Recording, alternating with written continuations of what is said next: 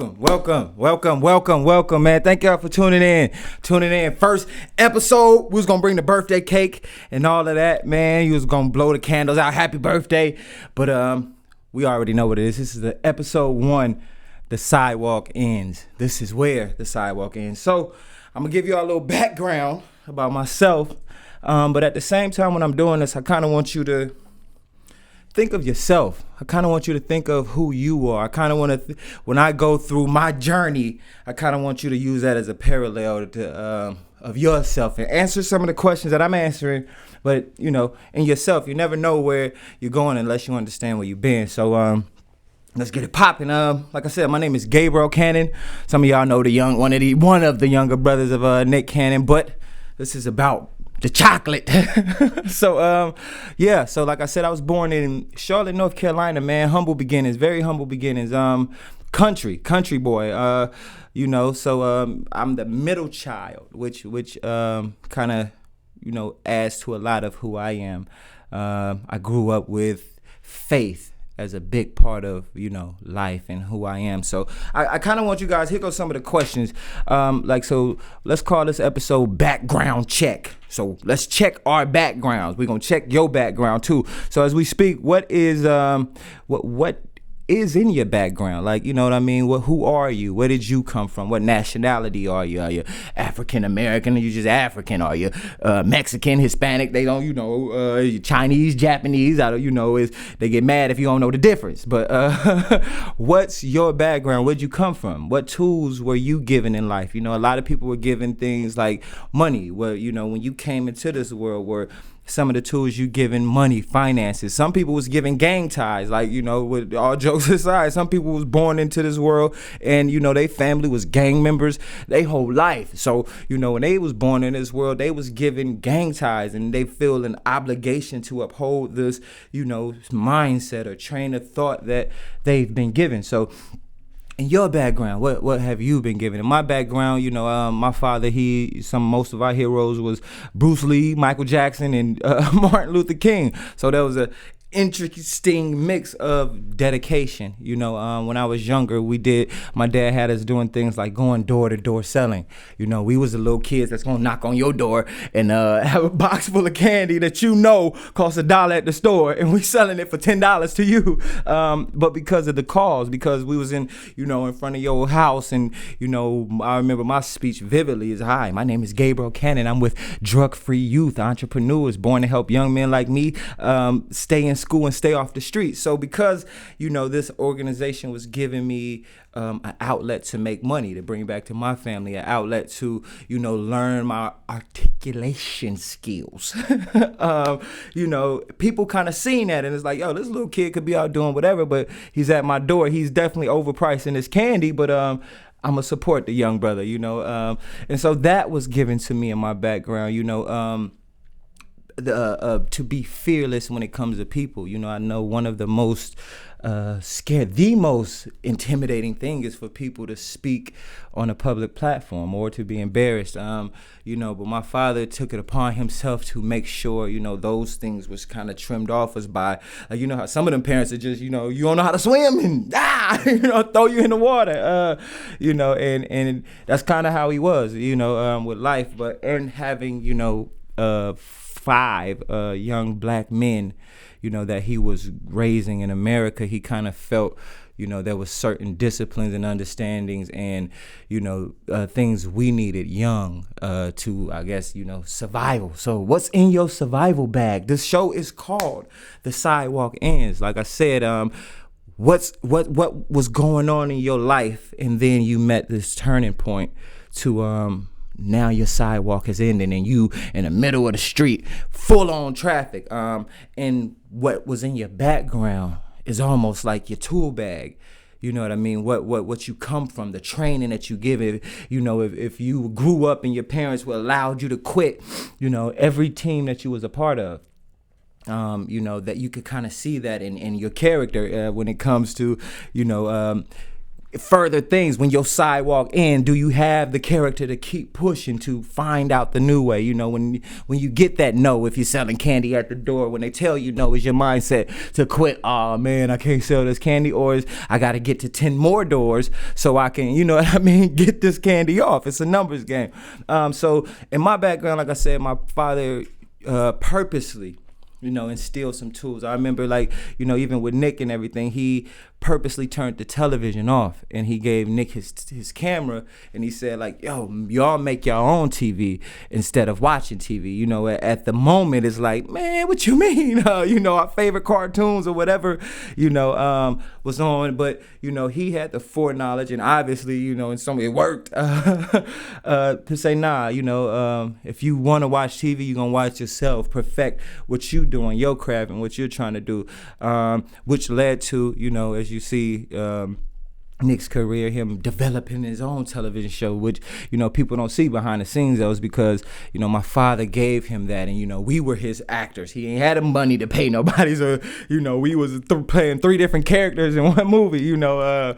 So, you know, that was kind of our beginnings, our background. So, you know, like I said, as I'm giving you mine, kind of dig into yours. What tools was given to you? What, you know, what type of understanding did you have? When I was growing up, I came out of a 2-parent home.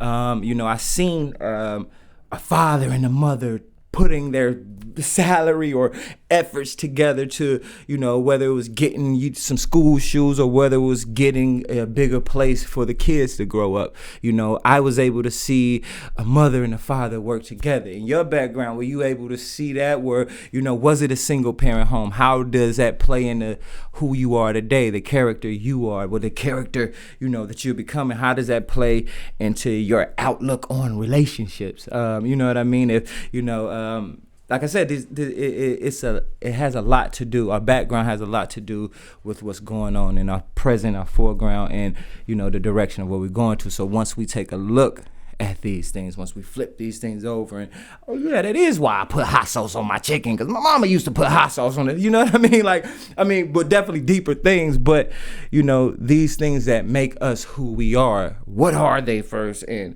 you know, do we keep them? Do we get rid of them? So, you know, like I said, I you know, grew up middle child. I was tribal minded, which I would say is, you know, for me, it's like, you know, if there's one piece of chicken or one piece of cornbread, you already know automatically this is gonna it's gonna have to be split, you know, 3 to 4 different ways. Like, you know, you just look at one piece of cornbread and you already know, okay, only a corner of that is mine if it's only one left, you know. That's why we call tribal minded. Everything that I've seen or put my hands to, it was always a consideration, not because I was so considerate, but it was, you know, if you the middle child of 5, you know, other brothers, everything is everyone's, you know, whether it was some hand-me-down clothes or where, you know, whatever it was.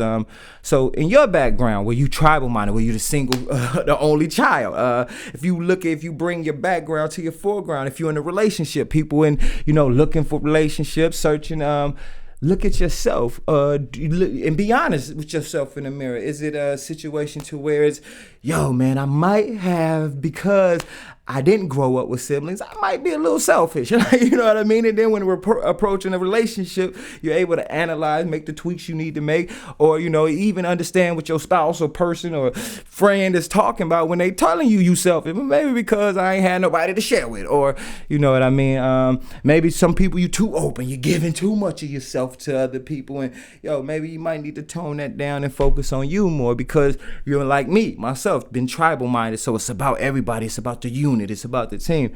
So yeah, that's just, you know, some things in my background. So, and that's kind of the pre-Hollywood thing. So, like I said, young black boy in the middle, big old family, wanted to be like the Jacksons growing up. You know, things were said to me in your background. What was said to you? I feel some of the most important things in life are the things that are said to us as a kid. Imagine a kid who grows up and his parents is telling him, like, you stupid. Like, you know what I mean? If his parents are telling you ain't gonna be nothing, you're gonna be just like your daddy. Imagine the expectation of that child when he looks at life, when he, you know, partakes, when he goes on his journey, when he is making up in his mind to have confidence and going out for the team or whatever that might be. The words that were said, very effective. As I got older, I look back at some of the things I was called as a child. One of the main things was black ass. Sorry, mama, for cousin, but people, that boy looked like a lit match. Like, you know what I mean? When you step in the car, the oil light came on. You feel me? Like I said, from North Carolina, playing the dozens and all that was one of the things we did to pass the time away, but as I got older, I realized, like, those are some of the things, those are some of the reasons why, for instance, there was a story way back in the day, I think I was probably a young man, where this guy, you with your boys and everything, you about to go holler at this girl, and yeah, boy, you got this, hyping you up. I go holler at the girl, and she like, who, black ass? And I realized from that moment on, like, I think I was like 8, 9, like something crazy, a young man. From that moment on, I never really put myself in a situation to where I would, in my mind, giving somebody my power or put myself in a position where somebody can embarrass me, or, you know what I mean? So even if it was obvious that this person likes you, you know what I mean? It's obvious, like, you would have to go above and beyond, because way back then I was scarred by an 8-year-old at 8. But even that, as a young man and, before, had to deal with those things that were rooted way back then, the insecurities that might have been planted. And, honestly, until I got to my Hollywood phase and people started telling me different things, that I couldn't really see the truth of who I am or what I am, because of the veil that, life or other people's opinion had, given to me, that I accepted for myself, for a better term, which leads to my life in Hollywood. So a normal young man growing up, trying to figure it out, but the obvious, things that comes to a young man life. I know in our culture, for me coming up, and I know it's even worse now, one of the first things your rite of passage was, did you have sex? You know what I mean? Like, that's the rite of passage almost as a young man. You getting clowned, with your friends if you haven't, partaken in this, which is backwards, you know what I mean? Which is crazy, but there's a rush almost to the grave. There's a rush to, this fulfillment of what we think, our definition of, what true success or what true manhood or true womanhood or what true human identity is. And, we put these labels on us and we let other people identify who we are, without being given a strong foundation. So in my background, these are some of the things in my background, but as I speak on and think about your background, what tools was given to you? Like I said, was it wealth? Was it money? What tools was it given? Was it spirituality? Was it faith? I know one of the strongest tools that I was given, the incredible tool I was ever given, let's say, facts, was God. I imagine, the child who, I remember being in the principal's office and, Lord God, I knew that I could go somewhere. The principal, man, they done caught me or whatever it might be. But I knew that there was a force or a power that can affect this physical world that was outside of this physical world. I knew that I could tap into an outside force that would actually present itself and be effective in my life. And knowing that changed my life. That other option, like, imagine having option A, B, C, but then somebody give you something and now there's a new golden option. You know what I mean? And I look at, some of my friends, faith and family, that wasn't given that specific tool in life, which is God, which is faith, which is spirituality. And facing some of the things I faced in life, some of the decisions, some of the false identities, the false narratives, even without, faith, without God, without, being able to say, I don't know, but knowing that there is an answer, I would, have been empty. Or I know I would have went further, because some of y'all know me, I done went far, went further than the boundaries that I've set of my own life and my own understanding. So yeah, that's my parts of my background. So from North Carolina, from the ashy black kid, and all of the things my father instilled in us. Here comes Hollywood. Nick Cannon becomes famous. God is good. Which was a total change. So here you go, got this normal kid trying to figure it out, and now you throw Hollywood on top of that. We moved from Charlotte, North Carolina, to Hollywood, California. I remember when we got to Hollywood, we went to Marietta Valley, and that was, people literally knew we were coming to the school before we got there. Like, one of the Cannon brothers is coming, and we seen Nick from afar. We celebrating him from the house, but to come to Hollywood and see how big, he has gotten in people's minds, and the idea of celebrity was amazing, to be honest. We had girlfriends before we even got there. That's my boy, who, me? For sure. But also gave me a false reality, because now, other than striving and trying to prove, now you have everything in excess. Now it goes from who black ass to that's my man. You know what I mean? Which is a whole nother world, from scarcity to to abundance. Whether it was friends, whether it was attention, I remember times my mom would always call like Gabriel. you people weren't raised like you. I remember people, Nick would get things early. Exclusive little cell phone. Remember the Boost mobile phones, the chirps, where you at? All that. He would get the exclusive, the phones and all that, and make sure we got different things. And people would just steal from me. I'm from North Carolina. I'm, hey, I'm an open book, my heart on my sleeve. My homeboys I guess not homeboys, but people would just steal from me, and it's like, yo, I'll help you look for it, so people helping me look for stuff they stole from me, which, it just gave me a whole nother outlook on how grimy people are, how this world is. This hedge of protection that your family, your pops was trying to give you, and God, you're gonna need to start relying on that, because this world is real and everybody's out to get something. So I was able to, I feel in my background, was able to get a strong foundation, a strong understanding of what matters in life, or what's important, and character, and who you are, what makes a man. And then enter stage right, Hollywood, the glitz, the glamour, and everything is fake. Fake it till you make it. And so there's this conflict, and I am genuine, I'm humble, but you guys expect me to cuss everybody out. So, you know what I mean? And so that led to, a situation to where not years of, indulging, just to be honest. I'm the guy, I ran Nick's marketing of Incredible Entertainment. I was signed as an artist to Def Jam. We went on tour with Mariah Carey, the Angels Advocate Tour 2010. Signed to Def Jam 2010 as an artist. Like I said, ran marketing, street teams, a little bit of everything in Hollywood. I was one of the guys who were like, if there's a situation, I'm gonna find a way to get in. You know what I mean? Okay, if you put that right there, you do that, and that's a job for me. I'm gonna figure it out, because I just wanna, even honestly, even in, being raised Christian and still is strong, want to serve, want to help, want to, see the best out of every situation, the glass half full, you know what I mean? But in Hollywood, a lot of those things and good qualities, can be taken advantage of, can be used for the wrong. So Gabriel that was kind of, my background. So we're here now. Like I said, I lived in Hollywood. Anything you could think Hollywood, we did it. We was there, moonwalking on the table,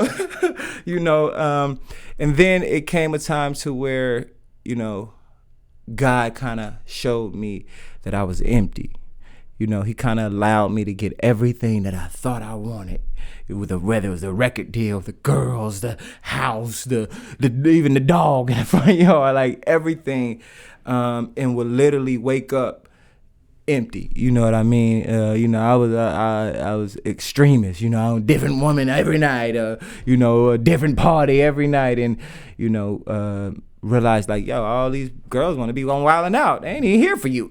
You know what I mean? All your homeboys is trying to get on, they don't really, and just realized I'm surrounded but completely alone. You know what I mean? I'm full but empty, so I'm probably full of shit. You know what I mean? So and I had to be this person, you know what I mean? Because I would walk in the room and it's like, oh yeah, Nick Cannon's brother's coming. And then the big black dude with the fro show up and it's like, is he still coming? Like, oh, I'm right here.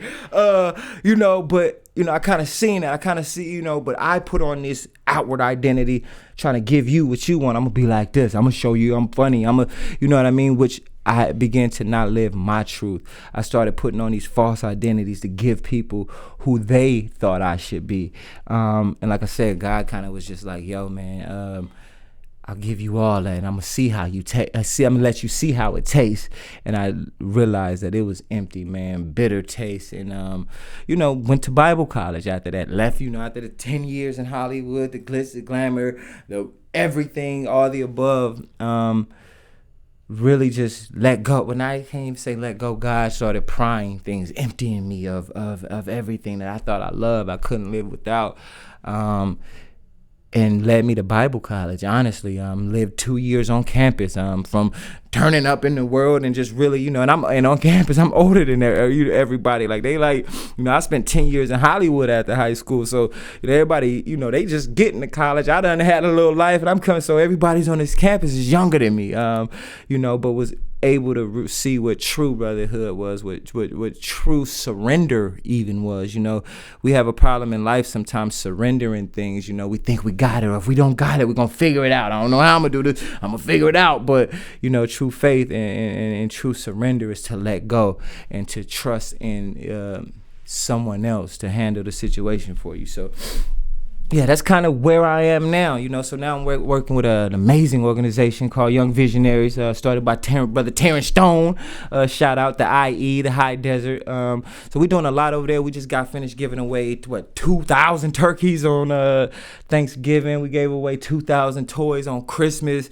So yeah, man, we definitely in the community. I work with a program called Prop 47. So we take the adjudicated kids, right? The kids, the bad ones, want to be in the store putting all the stuff in their pocket, like the bad ones.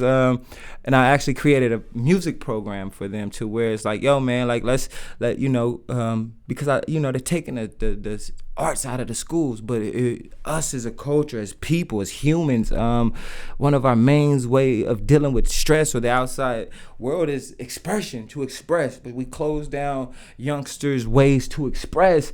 We leave them. If we leave them void of expression, they're clogged up. And when they expressing, it's in anger because that's what they seen on TV, or they were never shown another way of expression. And their idea of manhood or youth even is screwed. So their expressions are coming out wrong. So we created these programs. This is one of the many the Young Visionaries do, but the one I'm directly involved in is, just giving them a outlet, of expression. Sometimes they definitely be banging on their song. Definitely, man, you got to change that, man. I cannot put that out. But it's amazing to see if you give somebody confidence, man. If you give somebody hope, to see these kids who options is, man. When I get out here, I'm doing this, and that, and you change their idea to where, well, I can open a company, I can put a logo on a T-shirt and create my own business. We didn't have the internet, years ago, so. The times has changed. You could put the tools, or the right tools, the right, formula together, put it in a youngster's hands, and they could literally start helping their parents pay bills and literally be effective in their community. So we definitely are doing a lot of things in the community with Young Visionaries. So so that's definitely what the show is about. I just want to give y'all a background. I want y'all to take this journey with me, but at the same time, like I said, we're gonna take this journey together. So as I throw these things up, kind of, analyze what's going on with you, and like I said, this is the sidewalk ends. Let's talk about some current events, right? I'm gonna do some current events, and I think, because I don't want to go left or right with it. I'm just go straight down the middle. The current events of, the people are laughing a lot from what I've seen, or not taking it as serious as we should be. I know we should be, because It's talking about World War III. Like, yo, is this for real? Is it, the timing of it? It's 2020 now. Everybody who made it, give yourself a round of applause, pat on the back. It's 2020 now. And, with all these expectations, is this new millennium or decade, whichever one it is, people want to do a change, but one of the first things we're faced with is the idea of having to go to war, having to really choose sides. We gotta, people have to dig into it. Is the president doing this so he could get to another term? Is he doing this? Why is he doing this? Is it, even I know in the black community, I think T.I. tweeted something about agreeing with the guy from the terrorists. He was like, yeah, right on, terrorists. I hate them too, basically. And, as we step back and look at, what's really being said, what's really going on, what will really benefit us as a people, as a nation, as a community, as human on this earth. What are we going to do? How are we going to feel about it? What, you know what I mean? It's kind of, it's a touchy thing. So my thing, I definitely want to say, let's pray. I mean, I know that's cliche. Let's pray about, what's going on. But I do want to hear everybody else's opinion on it. But, as I look at the effects of it, whether, whatever the reasons are, why we're going to war, is it because of this? Is it the right reason? If we look at the effects of war, my heart goes out to a lot of people. My heart mainly goes out to the parents of, these young men and women who's bold enough, brave enough. Let's not be, shout out to all the people in service to this country in every facet, aspect, corner, pocket, status. We want to give you guys a shout out and thank you for, number one, your boldness to say, call and I'll go. Pick me, I'll go. Me as a man in this country, that I know for me to make, the things you have to consider, leaving your children, leaving your spouse, your wife, your girlfriend, leaving your job. I know one of the questions is what happens when, these people say, okay, they're bold and they're willing to go, I'm gonna fight for my country, but what happens, with their jobs? Like, you know what I mean? If this person was working here or doing what happens, in their families, in their home, if I can't imagine teaching my son to throw the baseball and get in the call, and that unfinished business, and having to really, consider never seeing them again, never coming back, have to find faith and hope that, the outcome is beautiful. Like I said, with all that's going on, if we do go to war, when we do go to war, because if it ain't happening in this 10 years, it's going, the people, the casualties, not just abroad, but definitely home. Let's consider those people. Let's consider those questions as we look in our background. I will ask you guys questions. Are you ready? Are you really ready as people make light of what's going on for you, this sidewalk to end? What if this way of life as we know it, the sidewalk ends? The way we know of dealing in America. I mean, I know you guys heard of conversations of the currency changing, as America as we know it, our way of life as we know it. What if it ends? What if it changes? What if, what if that sidewalk, we are coming to the end of that sidewalk, the way it goes, the way we spend money. It's obviously things are changing over as technology. I've been seeing flying cars. Y'all saw that? Like it's coming, so it's obviously we're on the brink, cusp, the edge, the sidewalk ending. That was me diving off the sidewalk. So when the sidewalk ends, this life as we know it, this way as we know it, are you prepared? If it's worst case scenario, are you prepared? Have you been storing up your canned goods? I've been storing up mine. I was gonna bring some and stack them on the table just to show y'all, but are you ready? Or have you been training up your children? I know, I'll just leave you with this. This is a rap quote of the week. Rap quote, because I rap. But I said in the line, just asking, when your sidewalk ends, are you going to be ready? Kind of going in the same vein. I said, I'm lining up my children in rows. I'm just preparing them. Neighbors hear me shouting commands. They think I'm scaring them. 5-0 knock at the door. My kids get arrogant. Our father refused to let us become victims of America. But basically just saying, I'm instilling this, understanding in my children, because I don't know what's gonna happen next. I don't know, what's gonna happen when this sidewalk ends. The sidewalk could be my life. We starting broadcast. Y'all see I got a big mouth. I've been in Hollywood. I've seen some things. So I don't know what's gonna happen as we start dialoguing and as we start digging and unturning things and, bringing understanding to each other of what's going on and what we're obviously about to face, are we preparing ourselves? Because life is not always, because, are you preparing not just yourself? Are you preparing your children? Are you preparing your company with the stock market crash? If, are you doing these things to prepare for the ending of the sidewalk? World War III. Put it in the comments, man. Let's talk about it. Let's figure it out. The network is All Access Broadcasting. I am your host, Gabriel Cannon of the new show. This is where the sidewalk ends. Feel me? God bless y'all. Thank you for tuning in. We're going to be here every Wednesday, 8 o'clock, same bat time, same bat channel. You can tell I'm old. God bless y'all, man. Thank you.